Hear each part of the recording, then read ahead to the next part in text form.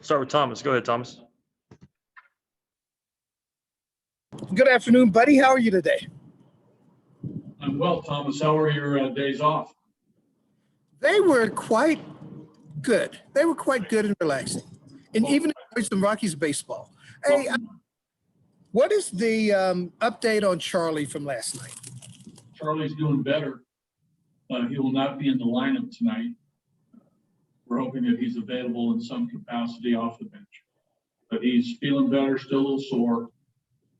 But like I said last night, it's a mild strain. So if you use him and he gets on base, will you have to run for him, you think? Possibly, yes. Now, probably the pitcher. Makes sense. Okay. Hey, a couple things I wanted to check with you on. Your catchers, you have one catcher that's leading the league in caught stealings, another catcher's at the bottom, but that other catcher is up there among the rookies in RBIs. So you have an offensive and defensive component there. How can, during the course of a season, you can kind of get both those guys evened out a little bit to where, one picks up his offense, one picks up his defense? I think you do it in time. I think time will take care of that. I think Diaz will show a month from now his average will not be where it is. And I do think a month from now, again, there's a lot of components that go into defense behind the plate, Thomas, as you know. Right. Throwing runners out is just one component. There's blocking, there's receiving, there's game calling, there's handling pitching staff, handling a pitcher in game. All those things go into defense. I think both our catchers have done a great job with that overall.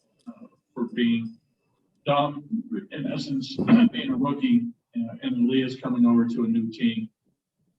Not really familiar with our guys in short sample from last year. So, but I think in time, I think you'll see, the question that you're asking probably come together a little bit.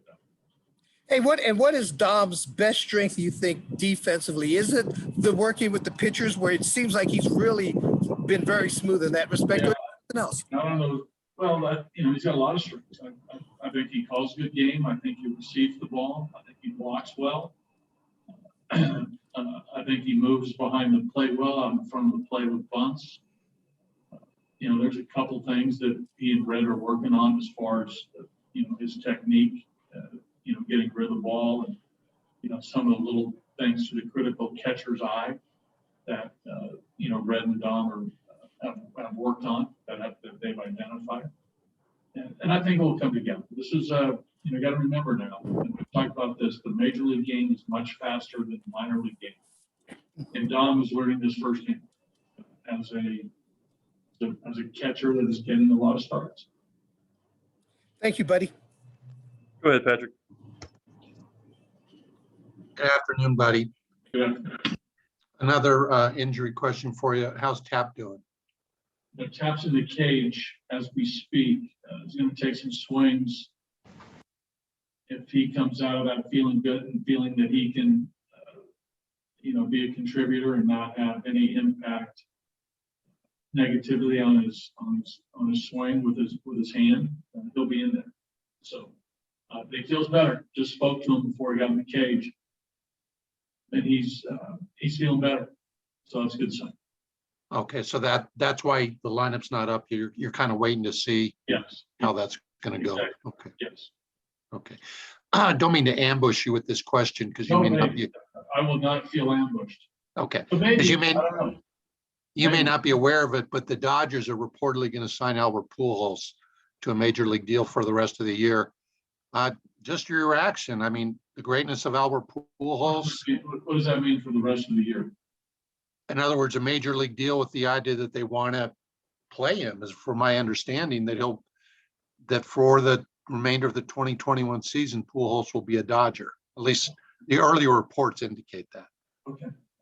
So he's guaranteed the spot the rest of the year? Well, that I don't know. That I don't know. Okay. That's what I thought you meant for the remainder of the 21 season. He's going to be on the roster.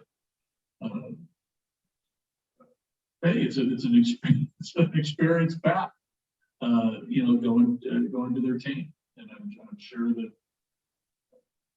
they'll use them accordingly based on what they do. I always felt he was going to sign somewhere, Patrick. I don't think he was going to retire. I don't know Albert. I know him a little bit from my time in Anaheim, but I've gotten the sense over the last couple of years that there's been no indication that he was going to retire, but he was going to keep playing. I mean, it was just whether which team was going to come at him. And I'm sure there was a few teams that did, and he probably did his due diligence on what seemed maybe the best opportunity, and maybe this is. Okay, and I have one more for you.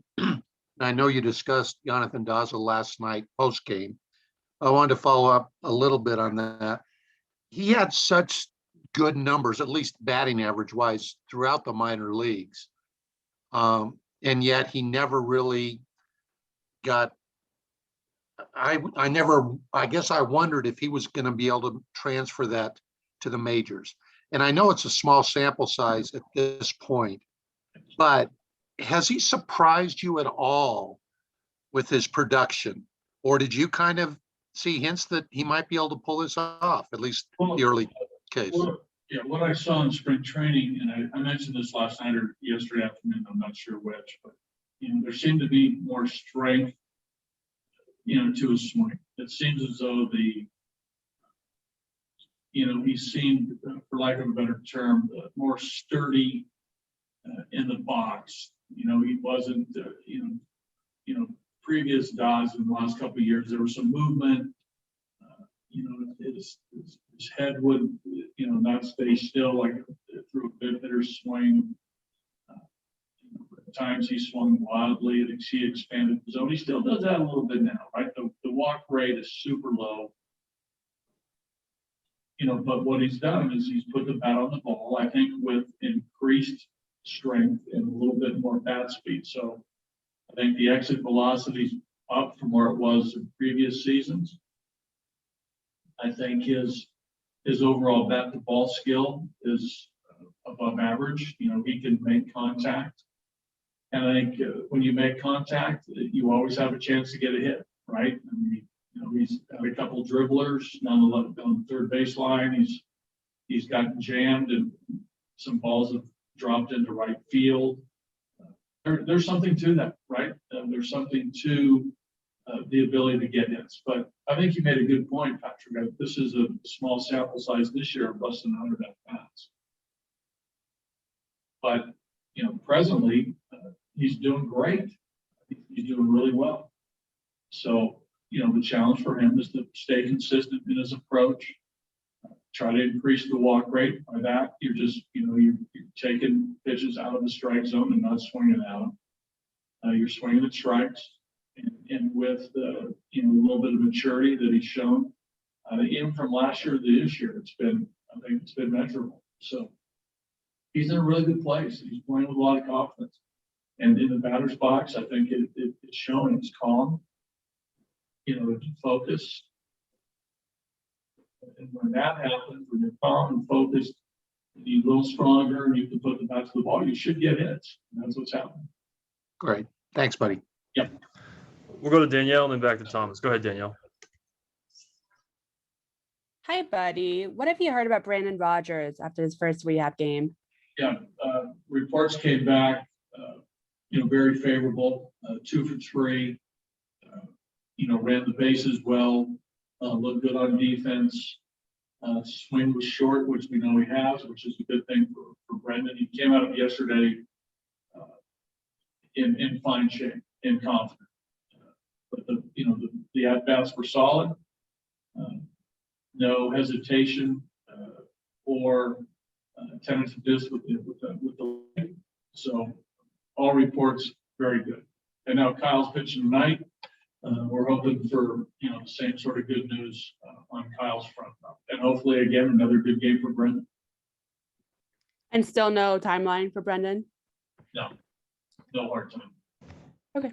And then with Connor Joe, filling in the outfield last night. What do you see as his versatility? Do you feel comfortable moving him around in different positions as needed? Well, that's part of, part of what we identified with Connor in the offseason, his ability to play the outfield and to play first base, and then the bench play third.